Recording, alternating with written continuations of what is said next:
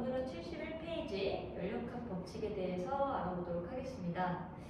이 단원에서는 열에 대해서 다루기 시작합니다. 근데 이 열이라고 하는 것은 물리에서는 에너지의 개념으로서 많이 쓰이게 되고요. 이 열에 대해서 법칙, 총 두 가지, 연력학 제1법칙이랑 연력학 제2법칙을 배우게 된다라고 생각하시면 돼요. 그 중에서도 연력학 제1법칙 같은 경우에는 흔히 에너지 보존 법칙이라고 생각하시면 돼요. 열이라고 하는 에너지가 들어갔을 때 이 열을 가지고 어떤 현상으로 바꿔내는지 그것에 대한 이야기가 나오는 게 바로 연력학 제1법칙이고요. 연력학 제2법칙은 뭐냐면 연력학 제1법칙을 바탕으로 우리가 이따가 연력학 과정에 대해서 이야기를 하게 될 텐데 연력학 과정 같은 경우에는 열이 들어오고 나가고를 모두 다룹니다. 즉 방향에 대해서는 언급하지 않아요. 모든 과정에 대해서 다 다루는 법칙이 바로 연력학 1법칙이라고 생각하시면 되고 연력학 제2법칙 같은 경우에는 이제 일상생활에서 이 열을 가지고 뭔가 일을 하는 데 쓰이게 만들 때 열을 이용하여 일을 하고 싶을 때 이 열이 가진 특성에 의해 무조건 한 방향으로만 모든 현상이 일어난다라는 걸 담고 있는 게 연력학 제2법칙입니다. 간단하게만 설명했지만 이따가 이 법칙 할 때 좀 더 자세하게 설명해 줄게요. 자, 먼저 연력학 제1법칙의 내용이 담겨있는 71페이지를 보시면 첫 번째로 기체가 하는 일에 대한 내용과 내부 에너지에 대한 내용이 나옵니다. 그 전에 우리는 이 열에 대한 특성이 어떤 것인지부터 정리할 필요가 있을 것 같아요.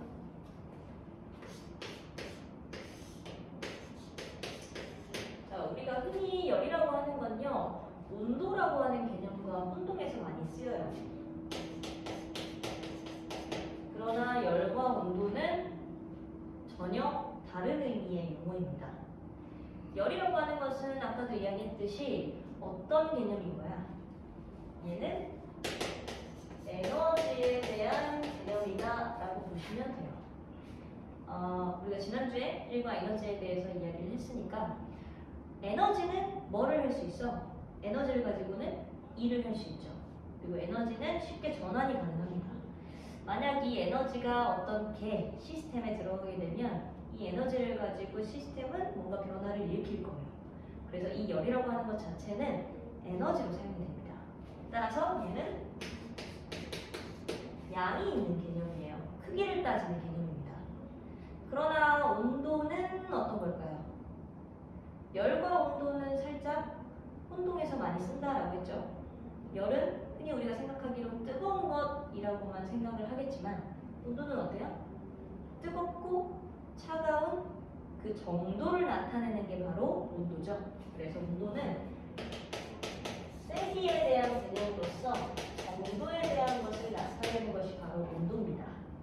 그래서 흔히 단위로는 섭씨도라든지 그다음에 과학에서는 켈빈 이런 것들을 주로 사용하죠. 이따가 섭씨도랑 켈빈의 관계에 대해서도 한번 밝혀볼게요. 그래서 결국에는 열과 온도는 전혀 다른 개념이다 라는 걸 가지고 가셔야 됩니다. 자, 그 다음에 이 연력학 법칙에서 다루는 내용들은 대체로 어떤 시스템에다가 에너지를 공급하는 거냐면 기체 상태의 물질들에게 열 에너지를 공급할 때 나타나는 현상들에 대해서 주로 다뤄요.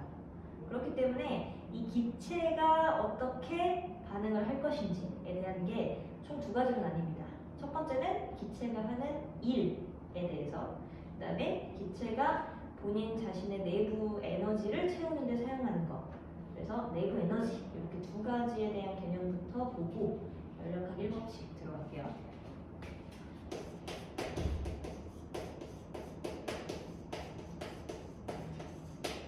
먼저 기체들, 즉 기체가 들어있는 어떤 공간 안에서 이 기체가 한 일에 대해서 따질 때에는 어떤 것들을 가지고 좀 판단을 하느냐면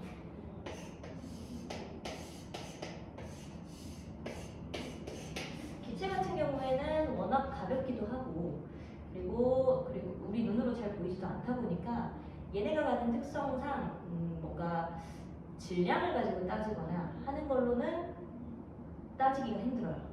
그래서 얘네들을 위해서 주로 물리량들을 표현하는 방법은 압력이라든지 부피 이런 것들로 표현을 많이 합니다. 그래서 기체가 가진 압력과 부피 이런 것들로 이따가 일에 대해서 정의를 한번 할 거예요. 지금 이 공간은 이 안에 지금 기체 상태의 입자들이 들어있다라는 상상하시면 돼요. 이 기체가 만약 일을 한다면 이 기체는 가장 먼저 본인의 부피를 넓히는 데에 주로 사용을 합니다. 즉 기체가 어떠한 이 시스템 안에서 일을 한다라고 친다면 본인 스스로들의 거리를 넓히는 데 사용한다 이 말이에요.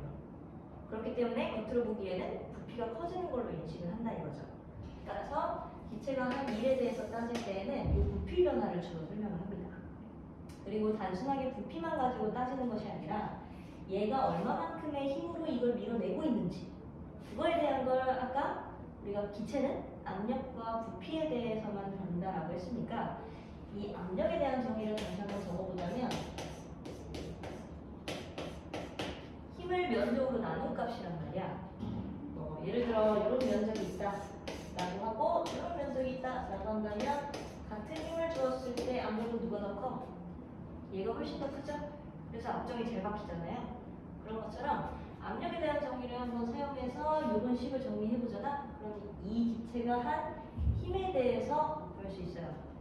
그 다음에 이 기체는 뭔가 일을 한다라고 한다면 부피를 넓히는 데 사용한다라고 했으니까 이 부피를 구하기 위해서 내가 이 안의 면적을 A 그리고 움직임 거리를 델타 S로 표현해서 한번 기체가 한 일에 대해서 다뤄볼게요. 자, 먼저 기체가 한 일, 즉 work라고 표현하는 W를 그대로 사용합니다. 마찬가지로. 그래서 이 기체가 한 일은 W로 표현하고요. 그 다음에 우리가 흔히 알고 있는 일에 대한 공식은 힘 곱하기 이동 거리죠. 따라서 이 기체가 한 일에 대해서 따질 때에는 기체가 이 면적에 주는 힘과 이 기체가 얼마만큼 움직였는지 하는 이동 거리만큼을 곱한 값이 바로 일에 대한 정의가 됩니다. 근데 이걸 갖다가 이제 기체는 대부분 다 압력으로 표현한다라고 했으니까 이걸 압력으로 표현하기 위해서 F 값을 다시 정리해서 집어 넣어보면 압력과 면적의 곱으로 나타내지죠. 그리고 델타 X까지 곱한 값이 이 기체가 한 일이 됩니다. 그런데 가만히 보시면 면적과 이동거리, 즉 이 면적으로 이만큼의 이동거리를 가게 되면 곱해지는 값이 뭐예요? 부피죠? 그래서 기체가 한 일은 다시 어떻게 표현할 수 있냐? 압력과 이 기체가 움직인 부피의 변화량으로 표현이 됩니다. 따라서 기체가 한 일은 정의가 이렇게 나오게 되는 거예요. 이게 첫 번째 기체의 특성에 의한 기체가 한 일이 되겠죠. 그 다음에 두 번째로 살펴볼 내용은 이 기체가 가진 내부 에너지에 대한 것입니다.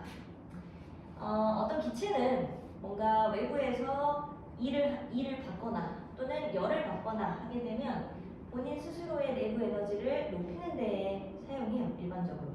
그래서 이 내부 에너지는 그냥 이 기체가 가지고 있는 내부에 전제된 에너지라고 생각하면 됩니다. 그래서 이 내부 에너지는 약간 역학적 에너지의 특성을 좀 갖고 있어요. 즉, 이 기체 상태의 입자들의 포텐셜 에너지 합과 그 다음에 운동 에너지의 합으로 표현될 수 있다라고 보는 거죠.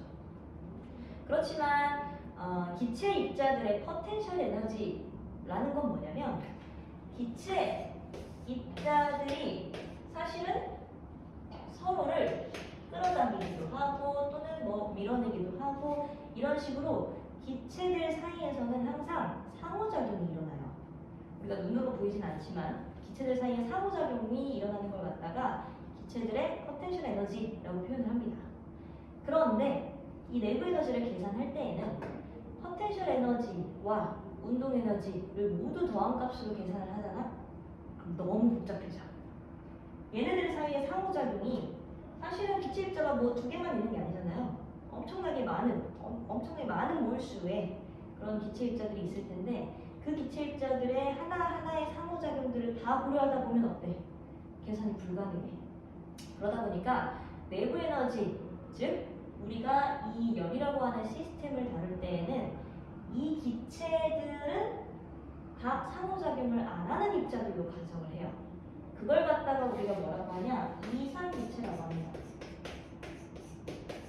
따라서 이상적인 기체야. 완전 이상적인 기체라서 이상적인 기체 같은 경우에는 포텐셜 에너지가 아예 없는 상황을 다뤄요. 그렇기 때문에 내부 에너지는 단순하게 뭐만을 따지면 되냐? 얘네들이 가진 평균 운동 에너지만을 계산합니다. 오케이? 그래서 자, 요 공식은 좀 교재에다가 적어두시길 바래요. 기체들이 가진 내부 에너지 같은 경우에는 아까도 이야기했듯이 포텐셜 에너지를 고려하지 않는다라고 했으니까 운동 에너지에만 비례합니다. 근데 우리가 흔히 운동 에너지라고 하는 것은 이 입자들의 속도의 제곱으로 표현되는 값이 운동 에너지죠. 그죠? 그래서 이 입자들이 속도를 얼마나 가지느냐 하는 것에 따라 달라지는 값이야. 그리고 얘네들이 속도가 커지잖아? 즉 속도가 빨라지잖아? 그러면 요 안을 사정없이 휘몰아치게 돌아다닐 거예요. 그러다 보면 무슨 일이 발생해? 입자 운동이 활발해져. 즉 입자 운동의 활발한 정도는 뭘로 따질 수 있어? 온도로 따질 수 있어. 따라서 내부 에너지는요 가장 중요한 게 온도와 비례한다라는 겁니다. 그래서 내부 에너지를 따질 때에는 항상 온도 변화와 함께 이용하시면 좋아요. 마찬가지로 이 온도라고 하는 건요 또 어떤 정의로 활용되기도 하냐면 압력과 부피의 곱으로도 표현할 수 있습니다. 이 온도와 압력, 부피의 곱, 요 정리도 꼭 알아두시면 좋아요. 그리고 이따가 사용해서 문제 같은 거 한번 풀어볼 거고요. 그 다음에 아까도 이야기했듯이 요 내부 에너지 같은 경우에는 입자들이 가진 운동 에너지만을 고려한다라고 했으니 문제에서 만약 입자들의 운동 에너지는 어떻게 변했냐? 라고 묻는다면 내부 에너지의 변화를 생각해 주시면 돼요. 얘랑 얘랑 비례할 거니까. 왜? 내부 에너지 자체가 어차피 이 입자들의 사실은 평균 운동 에너지니까. 그 다음에 운동 에너지는 속도의 제곱으로 계산되는 것은 알고 계시죠? 따라서 속도의 제곱, 그 중에서도 평균까지 이렇게 따지는 게 내부 에너지에 대한 정의예요. 그래서 여기서부터 여기까지의 이 공식은 반드시 알고 계셔야 문제 풀기에 빠릅니다. 그리고 조금 더 구체적으로 이야기하자면 이 교재에도 지금 공식이 나와져 있듯이 입자들의 내부 에너지는 정확하게 어떻게 표현되냐 2분의 3 nRT라고도 표현할 수 있다라고 적혀져 있죠? 즉 온도에 비례하는 값이다 라는 게 핵심이에요. R은 그냥 기체 상수고요.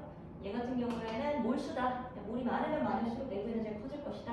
뭐 이런 걸 판단한다라고 보시면 되고 요 위에 2분의 3이라고 하는 요거는 뭐 굳이 알 필요는 없습니다. 그냥 뭐 자유도라고 하는 개념이에요. 얘가 얼마만큼의 자유도를 갖는지 흔히 3이 붙었으면 X축, Y축, Z축으로 가는 그 자유도를 따지는 겁니다. 그래서 결국 내부 에너지는 구체적으로는 이런 공식이 성립한다라는 것까지 여기까지 했으면 연력학제 1법칙을 배울 수가 있어요.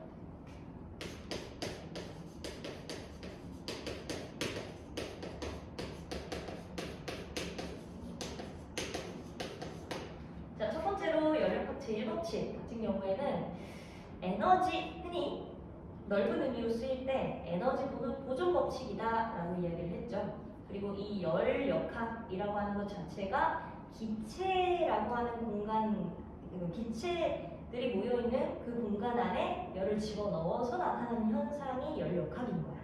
따라서 열역학 제1법칙은 결국 기체들에게 열을 쥐어주었을 때 또는 빼앗았을 때 일어나는 현상이 어떤 법칙 하나로 정리될 수 있다라는 걸 나타내는 게 열역학 제1법칙이에요.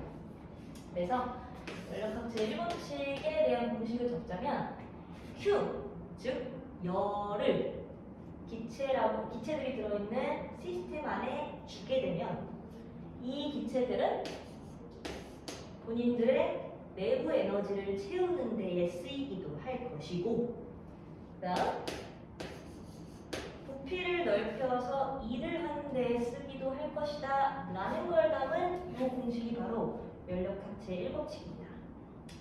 적당히 상상이 가능하신가요? 어떤 기체라고 하는 개 속에 열을 던져주었을 때 이 기체들은 본인 내부 에너지를 채우는 데 쓰고, 그리고 더 나아가 일을 하는 데 쓰기도 한다 라는 걸 담고 있는 게 열역학 제1법칙이에요. 얼추 역학적 에너지 보존 법칙이랑 비슷하죠? 그래서 얘도 에너지 보존 법칙이다 라고 생각하시면 됩니다. 요걸 가지고 우리는 뭘 할 거냐? 어떤 기체들이 모여있는, 기체라고 하면 대부분이 이 이상기체입니다. 아까도 이야기했듯이 이상기체여야만 계산이 가능하다고 했어. 그래서 이상기체들에게 열을 쥐어주었을 때 나타나는 과정에 대해서 다루는 게 바로 열역학 과정이에요. 지금부터 할 이야기들은 굉장히 중요합니다. 결국에는 이 열역학 제1법칙을 가지고 열역학 과정들을 다루는 게 이 단원에서의 핵심이야. 그래서 총 4가지 과정에 대해서 이야기할 거예요. 첫 번째는 등압 과정입니다. 앞에 나와져 있는 이 등자는 같은 등자죠. 그리고 압은 압력입니다. 결국 뭐가 같다는 거야? 압력이 같은 과정이야. 자, 근데 어떤 의미로 압력이 같냐라는 걸 묻는다면 이 열역학 과정은 지금 전제 자체가 열을 주었을 때 혹은 열을 빼앗았을 때 이러한 과정이 나타난다라는 걸 생각하는 거기 때문에 단순하게 열을 주는 것만 가정을 한다면 열을 주었을 때 압력이 일정하게 압력이 일정하면서 나타나는 현상에 대해서 다루는 게 등압 과정인 거야. 두 번째로 다루는 건 중적 과정입니다. 마찬가지로 열을 준다는 것만 생각을 할 때 열을 기체 상태의 어떤 시스템에 주었을 때 등적, 즉 부피가 같은 과정이 바로 등적 과정이라는 거예요. 부피가 같은 채로 일어나는 과정에 대해서 다루는 게 등적 과정. 세 번째 과정은 등온 과정입니다. 대충 감이 오시죠? 같을 등, 온도가 같은 과정. 즉, 열을 주었을 때 이 기체 시스템이 온도는 똑같게 유지하면서 나타나는 현상. 이 등온 과정이고요. 마지막으로 단열 과정까지 다루면 열역학 제1법칙을 활용한 열역학 과정이 끝나요. 단열이라 함은 열을 끊겠다는 거야. 즉, 열을 주겠다는 거야, 안 주겠다는 거야? 열을 안 주겠다는 거야. 열을 주지 않은 상황에서 적절하게 내가 어떻게 변화시켰을 때 그 시스템이 어떻게 바뀌는지 하는 것에 대한 내용이 단열 과정입니다. 그래서 첫 번째 등압 과정부터 한번 시작해 볼게요.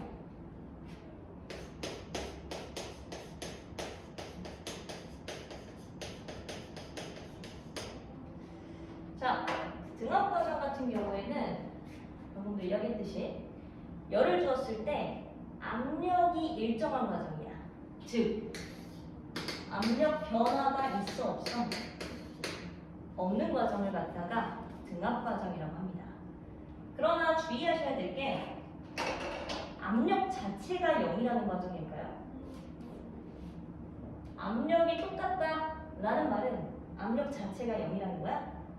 그건 아니라는 거야. 따라서 압력 자체가 0은 아니다 라고 하는 건 정말 주의하셔야 돼요. 왜냐하면 요거 하나 때문에 달라지는 게 있거든.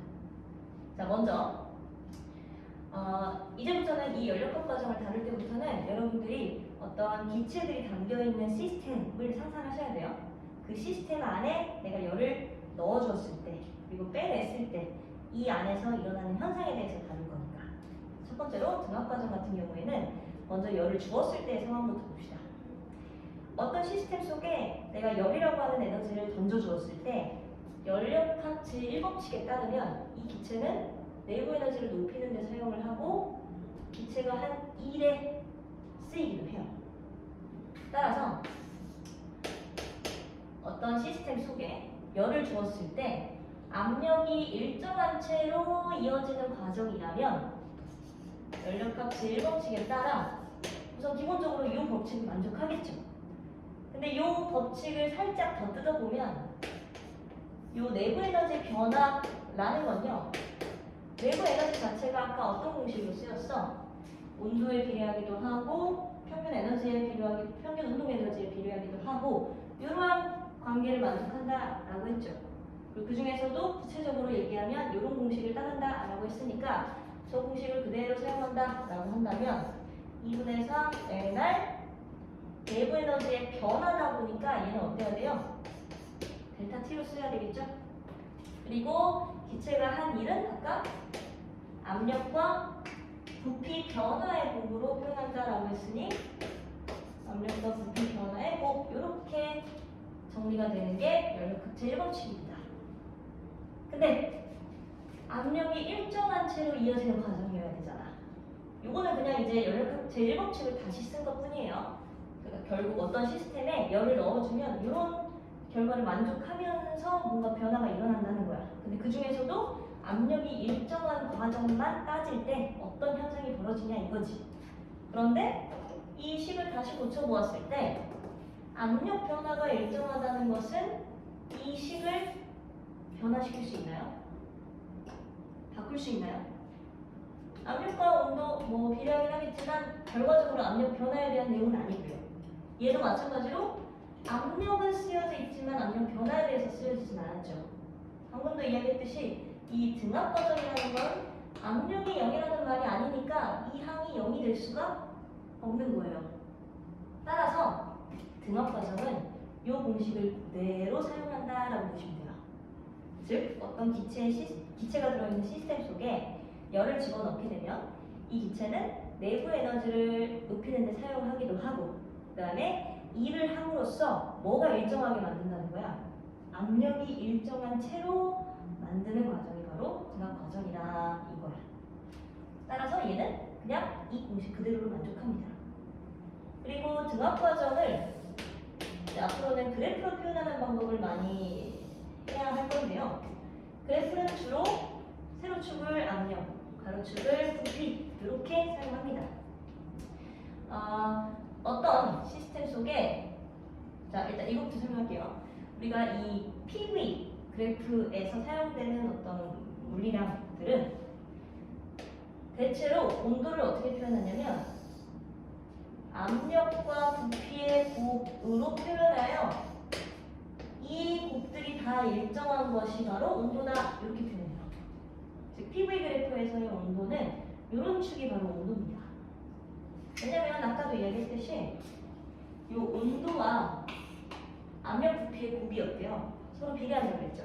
그래서 온도가 똑같으면 압력과 부피의 곱이 똑같은 애들끼리 묶어준 요 축이 온도가 되는 거예요.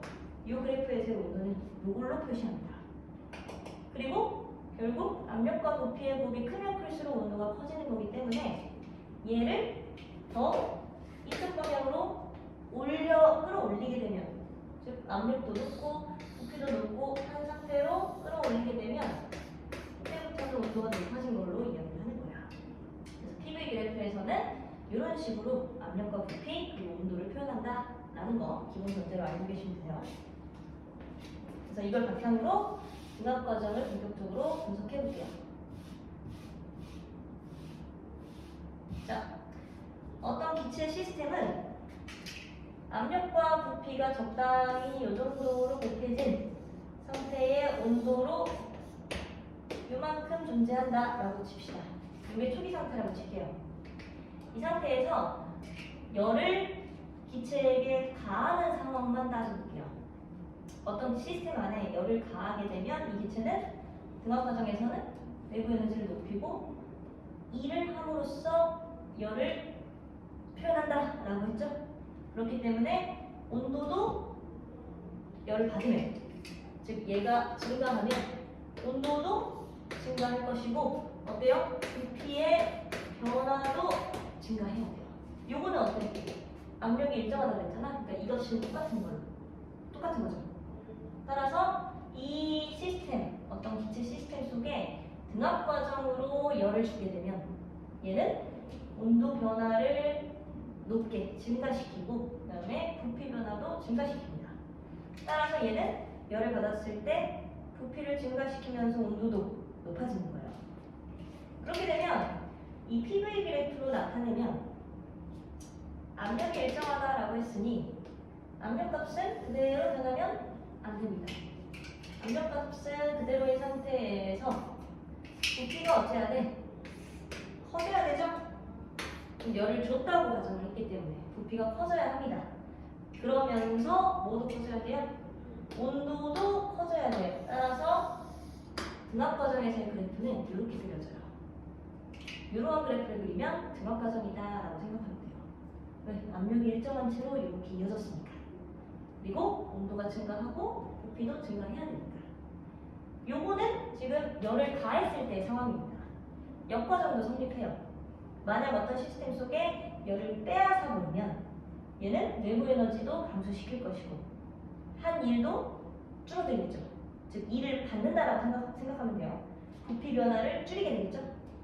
부피를 줄이게 되겠죠.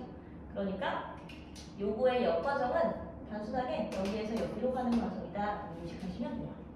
역과정도 성립할 수 있다는 거 기억하시면 됩니다. 두 번째로 등적 과정에 대해서 알아볼게요.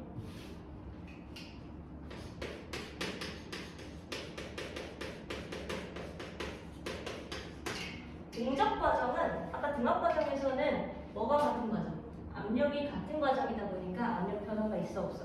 없었잖아. 마찬가지로 등적 과정은 뭐가 0이겠어? 부피의 변화량이 0입니다. 따라서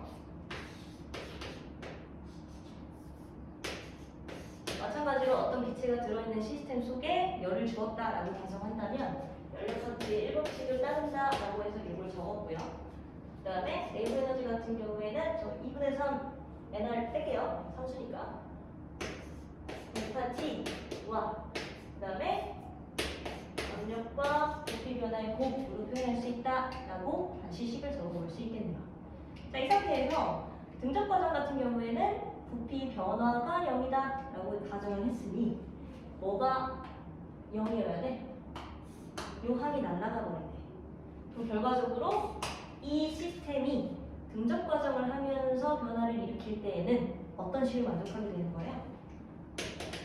열을 받아서 전부 내부 에너지를 변화시키는 데 썼다라고 표현할 수 있다는 거죠. 그러니까 어떤 개의 시스템이 있으면 등적, 즉 부피 변화가 0이야. 앞정, 못을 박아서 움직이지 못하게 만들었어. 그러면 열을 주었을 때 얘는 뭐밖에 못해? 본인 내부 에너지 채우는 것밖에 못하잖아. 그런 것처럼 등적 과정에서는 이러한 공식이 성립하는 거예요. 오케이? 마찬가지로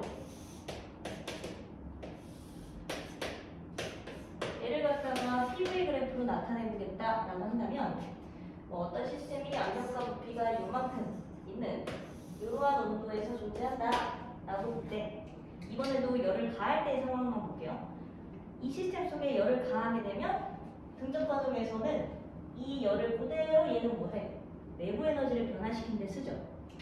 즉 열을 주는 양이 양수라면 내부 에너지 증가량도 어때? 양수여야만 합니다. 그리고 이 내부 에너지 증가량은 온도 변화와 비례한다라고 했으니까 얘는 어째요? 부피가 일정한 상태로 온도만 증가시켜줘야 돼요. 따라서 열을 가했을 때 부피가 일정한 상태로 온도가 증가하려면 어떻게 된대? 아까 온도는 어떻게 한다고 했어? 얘를 잡아 끌어당긴다 라고 생각하면 된다고 했지?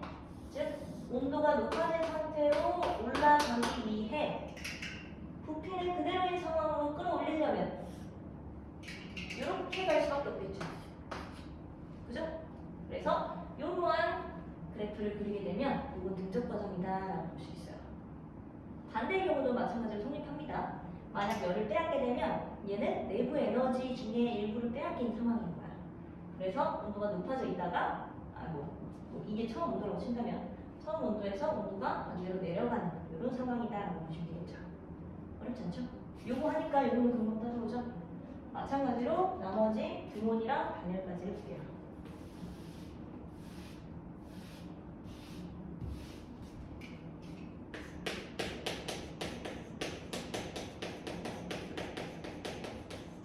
자, 등온 과정은 뭐가 똑같겠어?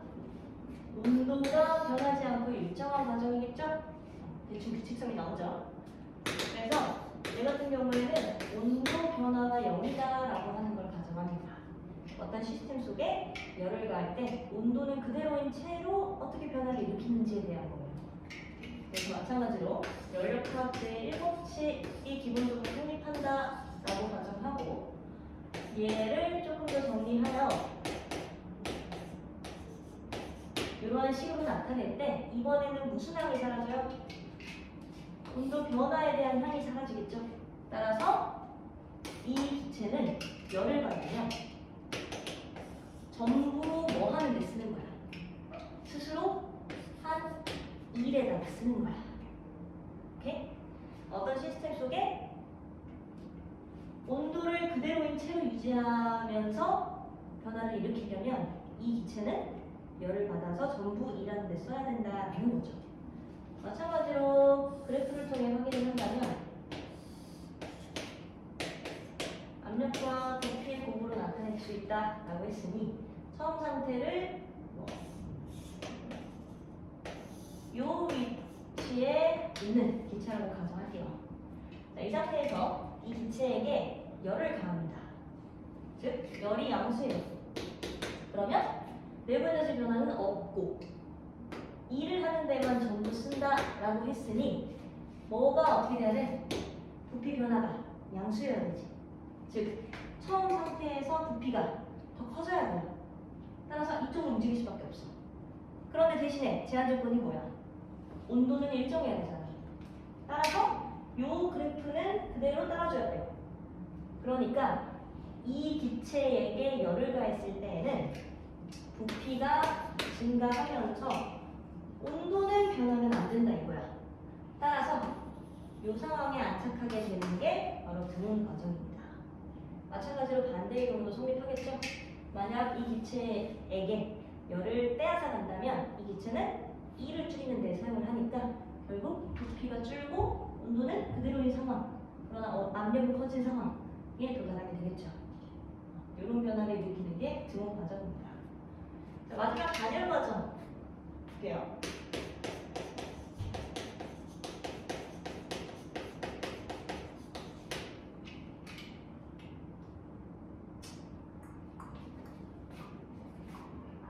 지울까요?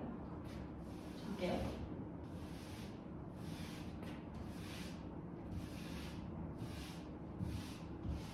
단열 과정 같은 경우에는 뭐가 여기다라고 했어? 들어온 열의 양이 0이다라고 했어요. 그러니까 어떤 시스템 속에 열이 하나도 들어오지 않았다는 거야. 일단 연력학 1법칙을 써보면 열은 내부 에너지 변화와 기체가 한 일로 표현이 된다라고 했고요. 마찬가지로 이 식을 다시 정리한다면 이렇게 써볼 수 있겠죠. 이 상태에서 들어온 열이 0이다라고 했으니 이 값이 없어지는 거야. 즉 얘랑 얘를 더한 값이 0이다라는 걸 만족하는 게 단열 과정이에요. 따라서 얘가 증가하면 얘는 감소해야 되고 얘가 감소하면 얘는 증가해야 돼. 즉 내부 에너지와 일의 관계는 서로 반대다 이 말이야. 자, 생각을 해보자. 어떤 기체가 들어있는 시스템 속을 열이 전혀 들어오지 않은 채로 내가 만약 일을 해줬다라고 볼게요. 그러니까 즉 이 기체가 일을 했다라고 볼게요. 기체가 일을 하게 되면 얘가 양수면 얘는 감소해야 돼. 즉 기체가 일을 하면, 즉 부피를 넓히면 뭐는 감소한다는 거야? 이 기체 속에 들어있는 내부 에너지는 감소한다는 거야. 그리고 이 내부 에너지는 뭐랑 비례해? 온도랑 비례해. 즉 단열 팽창을 하게 되면 온도가 어때요? 감소하는 현상이 발생합니다. 반대의 경우는요. 기체가 들어있는 시스템에 부피를 줄여. 즉 얘가 감소해. 그럼 얘는 증가하잖아. 부피를 줄여 단열 압축하게 되면 이 기체 속의 내부 에너지는 오히려 증가해. 그래서 온도도 어때? 증가해. 이런 과정을 일으키는 게 단열 과정이에요. 뭐 약간 이런 식으로 생각하면 되겠죠. 아무런 열이 들어오지 않은 상황에서 이 기체의 활동 범위가 넓어지면 오히려 활발한 정도가 주는 거. 즉 온도가 줄어드는 거야. 반대로 이 기체가 들어있는 공간을 좁혀버리면 이 기체들은 개수는 그대로인데 내가 활동하는 범위가 좁아진 거잖아. 그러니까 다른 기체들이랑 엄청 충돌을 많이 하겠죠. 그러다 보니 열이 발생하고 즉 온도가 높아지는 현상이 발생해버리는 거야. 그래서 이런 과정을 담고 있는 게 단열 과정이에요. 마찬가지로 그래프를 통해 확인을 해본다면, 자, 어떤 시스템이 지금 현재 압력과 부피가 이렇게 곱해져 있어서 이런 온도를 기록하고 있는 시스템이 있다 칩시다. 자, 이 상태에서 단열 팽창부터 한번 볼게요. 즉 일을 했을 때의 상황. 기체가 일을 했을 때의 상황. 기체가 일을 하게 되면 얘가 0이니까 얘는 0. 오히려 감소해야 돼요. 즉 부피 변화가 양수면 부피를 넓히려면 온도는 감소해야 된다 이 말이야. 그러면 얘보다는 더 낮은 범위의 축으로 안착을 하면서 부피가 커져야 돼. 그럼 어떤 과정이 벌어질까요? 여기서 부피가 커지면서 이 온도로 가야 해. 이렇게 그려지는 과정이 단열 과정이에요. 반대의 경우는 단열 압축에 해당하겠죠. 부피를 줄였을 때 이 기체는 이 개는 오히려 온도가 증가하는 상황. 이게 단열 압축인 거야. 이게 단열 팽창. 요 역과정이 단열 압축. 이렇게 단열 과정은 총 두 가지의 과정으로 다룹니다. 여기까지가 연력학 과정이에요.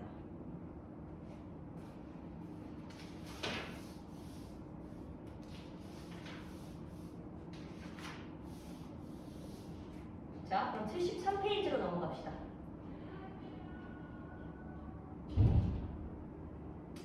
연력학 제1법칙 같은 경우에는 열을 가했을 때 또는 열을 빼앗았을 때의 상황을 이 한 가지 법칙으로서 총 4가지 과정으로 분류를 했죠. 각각의 과정은 단순하게 이야기하면 같은 공식으로 쓰이지만 조건에 따라 조금씩 달라져서 현상이 달라진다라고 보시면 돼요.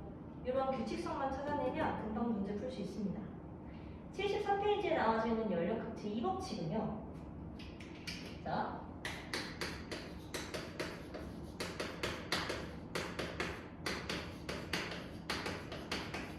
일단 연력학 법칙이라 함은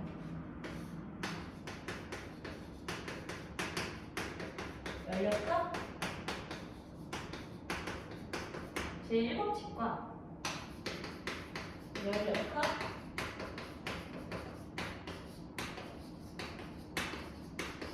제2법칙으로 나눠볼 수 있어요. 연력학 제1법칙은 넓은 의미의 에너지 보존 법칙이라 했고, 연력학 제2법칙은 이 연력학 제1법칙이 실제로 성립하기 위한 조건이에요. 그렇게 생각하면 쉬워요. 즉, 실제 상황에서 우리 지구라고 하는 환경 속에서 뭐 지구 또는 우주, 넓은 의미로 이 과학적인 공간에서는 연력학 제1법칙은 일단 기본 가정이야. 모든 과정이 다 성립해. 그러나 현실상에서는 꼭 연력학 제2법칙을 만족해야 된다라는 걸 담고 있는 게 연력학 제2법칙이에요. 그러나 과학자들이 이 연력학 법칙을 정리할 때 당시에 1법칙과 2법칙을 정리하고 보니 한 가지 빼먹은 게 있었던 거예요. 얘네 둘보다 훨씬 더 중요하면서 기본적인 법칙이 하나 더 있었어. 그래서 그 법칙을 뭐라고 정리했느냐, 이 사이 공간에 영법칙을 끼워 넣었어요. 영법칙을. 이 영법칙은 열평형 상태라는 걸로 설명하는 겁니다. 자, 영법칙부터 한번 볼게요.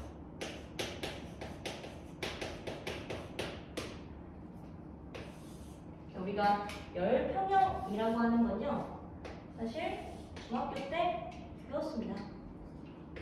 어떻게 배웠냐면, 예를 들어 차가운 물질과 뜨거운 물질이 있다라고 할 때 이 차가운 물질과 뜨거운 물질을 접촉하게 되면 열이 어떻게 돼요? 뜨거운 물질 속에서 차가운 물질 속으로 이동이 되죠. 그러면서 어느 정도 시간이 지나면 어때? 온도가 같아져서 무슨 물이 돼요? 미지근한 물이 되는 현상을 나타내는 게 뭐야? 열평형 상태였어요. 따라서 온도가 높은 물체에서 낮은 물체로 열이 이동하면서 같은 온도로 끝내 평형 상태를 이루게 되는 현상, 그게 바로 열평형 상태였죠. 이 열평형 상태를 나타내는 게 바로 열역학제의 영법칙입니다. 근데 여기서 주의하셔야 될 건, 열은 무조건 어디서 어디로 이동해? 차가운 데에서 뜨거운 데로 저절로 이동하나요? 아니죠. 우리가 느끼기에도 열이 더 많은, 즉 온도가 더 높은 뜨거운 물에서 온도가 더 낮은 차가운 물로 열은 항상 이동한다 라는 건 기본 전제잖아. 화학자들이 이걸 빼놓은 거야. 그래서 이걸 영법칙으로 쓴 거야. 흔히 열평형을 갖다가 영법칙이다 라고 한다 라고 보시면 됩니다. 그리고 이 열역학체의 2법칙이 설명하는 게 바로 뭐냐면, 저절로 어떤 개가 있을 때 뜨거운 물과 차가운 물이라고 하는 걸 딱 붙여놓았을 때 자연에서는 스스로, 즉 저절로 일어나는 현상은 뭐밖에 없어? 뜨거운 물에서 차가운 물로 열이 이동하는 것밖에 없지. 그러니까 항상 열은 뜨거운 물체에서 차가운 물체로 한 방향으로만 이동한다 라는 걸 설명하는 게 열역학체 2법칙이에요. 자, 볼게요.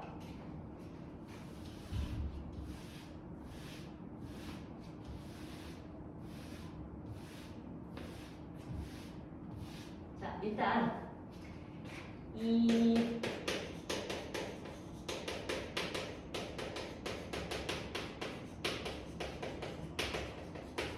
열이라고 하는 건 아까도 말했듯이 에너지에 대한 개념으로 쓰인다고 했잖아요. 근데 우리가 일과 에너지를 배웠을 때 일은 에너지로 전환될 수 있고 에너지는 일로 전환될 수 있다라는 건 기본 상식이죠. 그렇죠? 그렇기 때문에 열도 마찬가지로 일로 전환될 수 있고요. 일도 열로 전환될 수 있어요. 그러나 일이 열로 될 때랑 열이 일로 될 때의 상황은 살짝 다릅니다. 열은 특이한 성질을 갖고 있는 거예요. 어떤 성질을 갖고 있냐면, 먼저 열이라고 하는 에너지를 발견할 당시에 과학자들이 이 열이라고 하는 형태가 에너지다라는 걸 확인을 하고, 그리고 나서 이 사람들이 어떤 걸 만들려고 했었던 거냐, 열이라고 하는 에너지를 주었을 때 이 시스템이 일을 할 수 있게 되면 우리는 뭘 할 수 있을까? 움직이는 데 쓸 수 있어요. 즉 자동차에 들어가는 엔진 같은 게 바로 뭐야? 열을 주어서 일을 하게 만들어 앞으로 가게끔 만드는, 또는 뭐 옛날 그 산업혁명을 이끌었을 당시에 그 증기기관이 나타났을 때가 바로 이 열역학이 성행했던 시기예요. 그런 것처럼 열을 가지고 일을 하는 데에 관심이 있었던 시기가 바로 이때야. 그래서 이 사람들이 생각한 게, 열에너지를 주었을 때 일을 할 수 있는 기관이 있었으면 좋겠다 라고 생각해서 그 기관을 열기관이라고 불렀어요. 그런데 이 사람들이 이걸 열심히 굴리고 싶었는데, 중요한 건 아무리 열을 많이 준다고 해도 얘네들이 일을 할 수 있는 양이 어느 정도는 한정되어 있었더라라는 거야. 그러니까 우리가 사실은 열을 그 효율적인 면에서 보았을 때 열을 조금만 줘도 일을 많이 하는 그런 기관이 발명이 되면 사실 경제적으로도 좋고 좀 어떻게 좀 효과적이잖아요. 그죠? 그런 것처럼 사람들은 약간 열을 주었을 때 훨씬 더 효율이 높은 열기관들을 만들고자 했었어.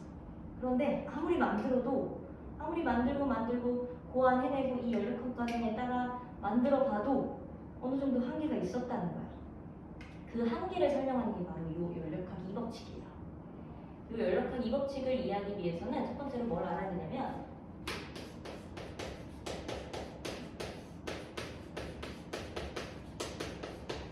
가역 과정과 비가역 과정을 알아야 됩니다. 말 그대로 뭐냐? 역으로 갈 수 있는 과정이 가역 과정이에요. 역으로 갈 수 있는 게 불가능한 과정이 비가역 과정이에요. 자연에서 일어나는 모든 일들은 가역 과정일까요? 비가역 과정일까요? 만약 뜨거운 물이 들어있는 액체, 즉 물 속에 내가 만약 잉크 한 방울을 떨어뜨린다라고 가정하자. 그러면 이 잉크는 1초 뒤에 어떤 현상을 발생시킬까요? 가만히 떨어져서 이 아래로 가라앉나요? 잉크는? 아니죠. 이 잉크는 몇 초 뒤 서로 퍼져서 결국 어때? 이 수조 전체를 물들이는 데, 같은 색깔로 물들이는 데에 사용을 할 겁니다. 이 과정을 우리가 뭐라고 불러요? 확산이라고 불러요. 그러면 이 과정이 행해졌을 당시에 우리는 이 과정을 역으로 돌릴 수 있나요? 즉 떨어졌던 이 잉크들, 확산된 이 잉크들을 갖다가 다시 모아서 하나의 잉크로 다시 만들 수 있나요? 이건 안 된다는 거야. 자연에서 일어나는, 즉 저절로 일어나는 모든 현상은 한 방향으로만 일어날 수 있다는 거지. 따라서 자연에서 일어나는 일은 대부분 비가역 과정으로 이루어진다라는 게 연력학 제2법칙이에요. 가역 과정 같은 경우에는 어떤 걸 다루는 거냐면 아까 이야기했던 이 연력학 과정이잖아. 연력학 과정 같은 경우에는 열을 줄 때와 빼앗을 때 모두를 다루잖아요. 그래서 역으로 가는 게 성립하는 과정이 바로 연력학 과정이에요. 연력학 과정은 가역 과정만을 다루었다면 연력학 제2법칙은 방향성을 설명하는 거야. 그래서 모든 현상, 자연에서 일어나는 모든 현상은 얘네들을 가만히 두었을 때 스스로 비가역 과정으로 흘러간다라는 게 이 법칙인 거죠. 오케이? 만약 가역 과정으로 역으로 돌리고 싶으면 우리는 뭘 해줘야 되냐? 얘네한테 일을 해줘야 돼요. 얘네한테 일을 해줌으로써 얘네들은 역으로 갈 수 있다라는 거죠. 물론 이걸 다시 뭉치는 건 할 수 없겠죠.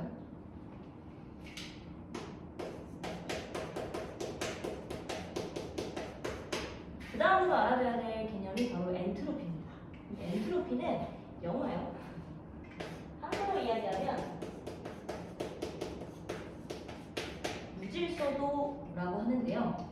만약 이 잉크를 떨어뜨렸을 때 확산되어 이 수조 전체를 같은 색깔로 만들었다면 이 과정은 엔트로피가 뭐 되었다라고 설명할 수 있느냐? 엔트로피가 증가된 과정이다라고 설명한다는 거야. 즉, 무질서한 정도가 증가한다라고 보는 거예요.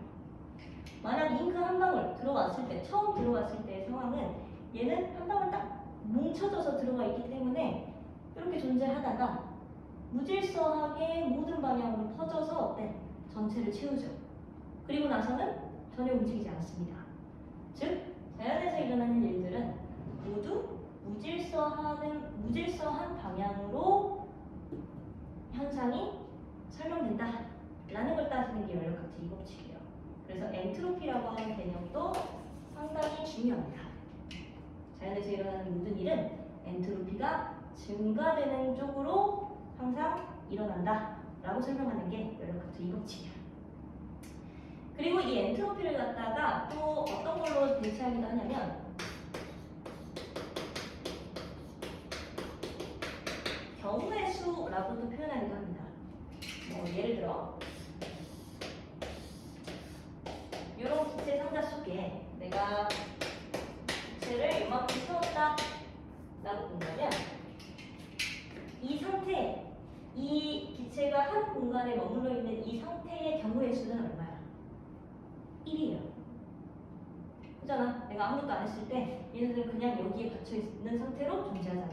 그래서 이 경우의 수는 1입니다. 자, 이 상태로 내가 만약 여기다 할게요.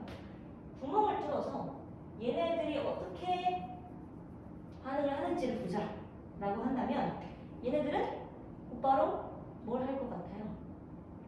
그렇죠. 단순히 여기에만 있으려고 하는 게 아니라 이쪽 방으로, 즉 농도가 더 영한 쪽으로 몇 개가 이동할 겁니다. 이동해서 어때요? 같은 개수를 채우려고 할 거예요. 오케이? 얘가 들어가는 거, 얘가 들어가는 거, 얘가 들어가는 거 모든 경우의 수를 다 따져봤을 때 지금 이 평형한 상태가 가장 뭐야? 경우의 수가 큰 상황이야. 따라서 자연에서 일어나는 모든 현상은 경우의 수, 즉 엔트로피가 가장 커지려고 하는 현상으로 따라간다 이 말이에요. 이걸 경우의 수로 표현하는 이유도 엔트로피가 결국 경우의 수가 가장 최대인 걸로 표현할 수 있기 때문에 엔트로피, 경우의 수, 무질서도 다 똑같은 말이다 생각하시면 돼요. 오케이? 그 다음에 마지막으로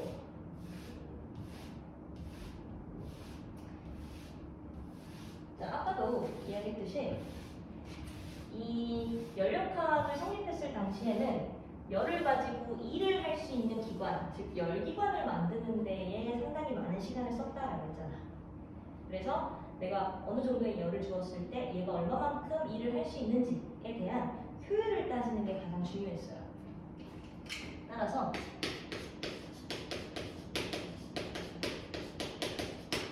열기관이 갖는 열 효율을 계산하는 방법에 대해서 배울 겁니다.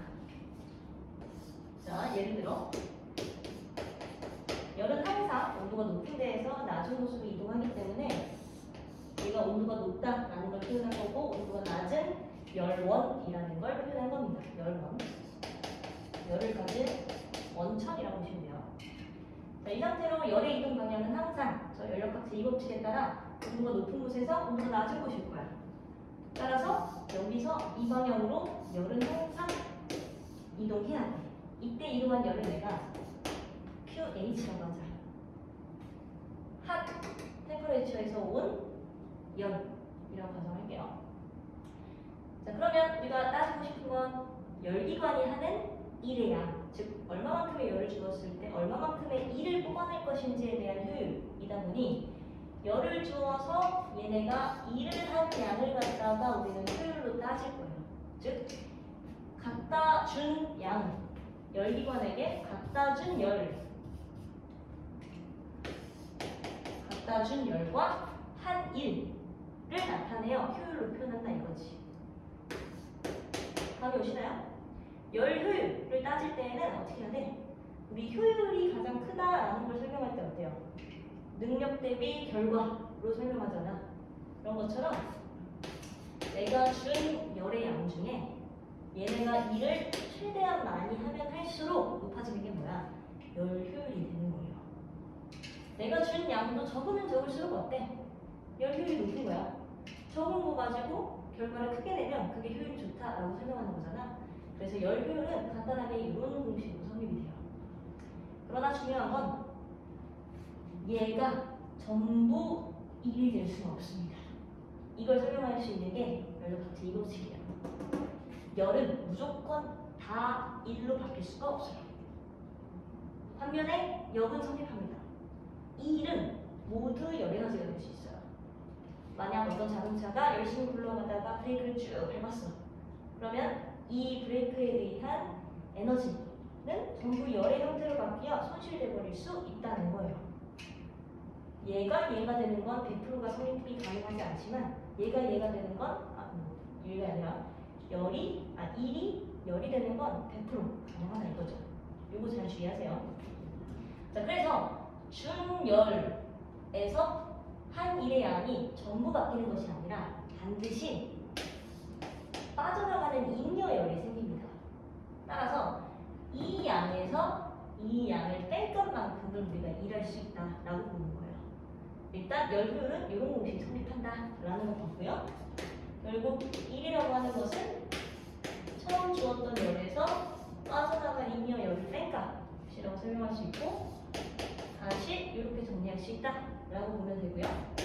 얘를 다시 한번 정리하면 이렇게 1 그리고 QH 때 버려진 양 이렇게 설명하는 걸로 열 효율을 따질 수 있습니다.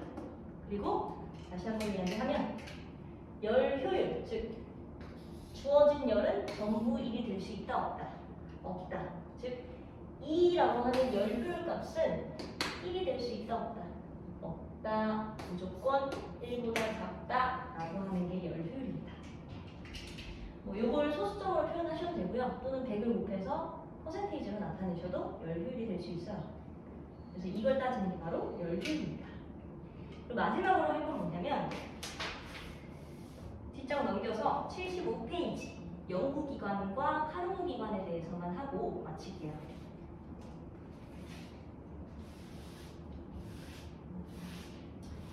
먼저 연구기관이라는 건 뭐냐면 우리가 방금 연력학 법칙을 제1법칙과 2법칙으로 나눈다라고 했죠. 연력학 제1법칙을 만족하지 않는 게 바로 제1종 연구기관이에요. 그러니까 이 연구기관 자체가 의미하는 게 뭐냐면 이 사람들이 열기관을 만들 당시에 생각을 한 거야. 내가 손 쓰지 않고 저절로 굴러가는 그 기관을 만들면 정말 좋지 않을까? 이거랑 좀 비슷한 생각을 한 거죠. 열 효율을 가장 많이 뽑아내면 우리가 하는 일이 좀 덜어지지 않을까라고 생각해서 영구적으로 내가 손을 쓰지 않아도 영구적으로 굴러갈 수 있는 기관을 갖다가 그 연구기관이라고 불러요. 그래서 이 사람들이 만든 게 제1종 연구기관과 제2종 연구기관을 생각합니다. 그러나 제1종 연구기관은 제1법칙을 만족하지 않아서 만들어지지 못했어요. 마찬가지로 제2종 연구기관도 2법칙을 만족하지 못했기 때문에 살아남지 못했어요. 즉 자연에서는 연구기관을 만들 수 있다 없다? 없다. 이게 연구기관이고요. 그 다음에 카르노기관 같은 경우에는 이렇게요.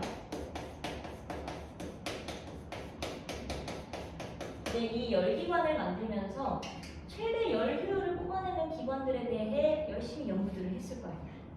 그 중에서도 가장 효율이 좋은 기관을 만든 사람이 바로 카르노입니다.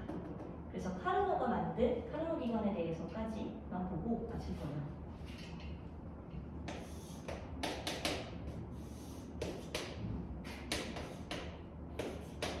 카르노 기관 같은 경우에는 어떤 과정을 이야기하는 애들이냐면 일단 기본적으로 이 사람들이 하고 있는 일은 뭐야?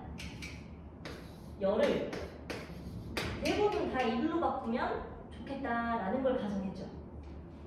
그래서 우리가 아까 했던 연력학 과정 중에 열을 전부 일로 바꾸는 과정이 뭐였어? 즉 내부 에너지의 변화는 없어야 되는 과정. 즉 온도 변화가 없어야 되는 과정 뭐였죠? 등온 과정이죠. 그래서 등온 과정을 사용하는 게 바로 카르노 기관입니다. 어떻게 사용하냐면요. 온도가 똑같은 상태로 부피를 넓혀, 즉 일을 해. 그 다음 열을 가하지 않는 연구기관 같은 걸 만들고 싶은 거니까 열을 가하지 않아서 단열 과정으로 이렇게 이어지는 과정이 있고 다시 등온 과정, 마지막으로 다시 단열 과정 이런 과정을 반복하여 순환하는 기관이 바로 카르노 기관입니다. 물론 전부 이론적이에요. 이론만 가능한 과정입니다. 자, 이 과정은 방금 이야기했듯이 등온 과정이죠. 즉 어떤 기체가 들어있는 시스템에 열을 주었을 때 최대 효율을 뽑아내기 위해서 모두 일로 바꾸는 과정. 첫 번째 과정. 이게 등온 팽창 과정입니다. 부피가 증가했습니다. 그 다음 여기에서 여기로 떨어지는 과정은 여기가 이제 뭐 T2라고 한다면 T2에서 아무런 열을 가하지 않은 채로 부피만 더 넓혀 온도가 낮아지게끔 만드는 거야. T1으로 떨어지게끔. 즉 이 상황은 단열 팽창 상황을 가정하는 거예요.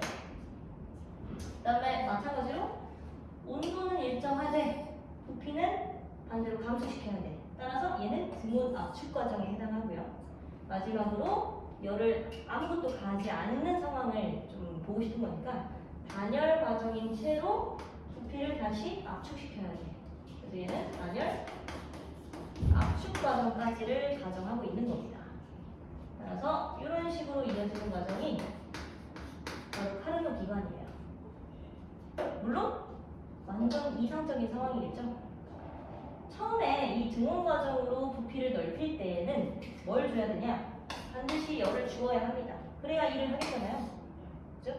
그래서 이때 들어온 열을 여기에 사는 열기관과 비슷하게 QH라고 할게요.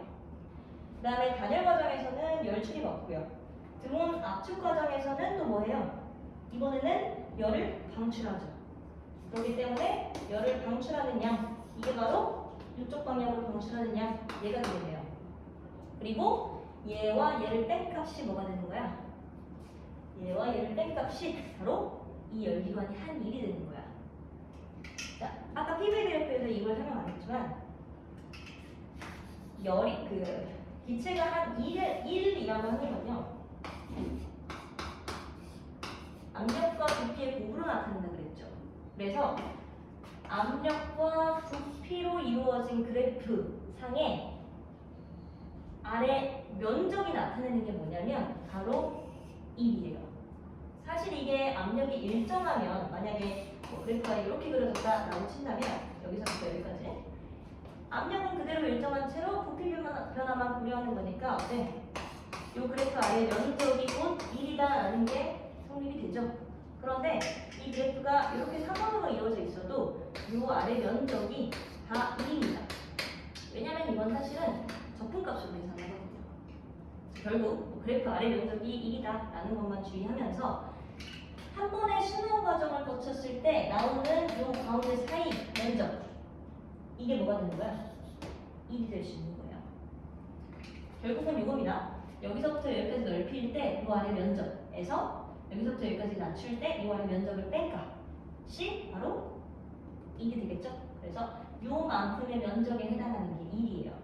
즉, 이 카르노 기관은 QH라고 하는 양의 열을 주었을 때 W, 여기에 이 면적에 해당하는 만큼 일을 하고 나머지 열은 방출하는 이런 시스템을 나타내는 게 카르노 기관이야. 그러나 이런 기관은 실제로 사용이 될 수 있다 없다? 없다. 왜? 열은 모두 일이 될 수 있어 없어? 없다라고 했으니까. 그래서 사실 등온 과정, 등압 과정, 등적 과정, 단열 과정 이런 것들은요 대부분 다 이상적인 상황에서만 적용될 뿐 실제 상황에서는 거의 적용되기란 힘들어요. 뭐 우리가 이상기체라고 이야기했던 것도 그렇잖아. 사실 포텐셜 에너지가 존재하니까 이 과정 전체를 다 만족하는 게 아니다라고 했으니 마찬가지로 이 과정도 그냥 이론적인 상황일 뿐이다라고만 생각해 주시면 돼요. 여기까지가 카르노 기관입니다.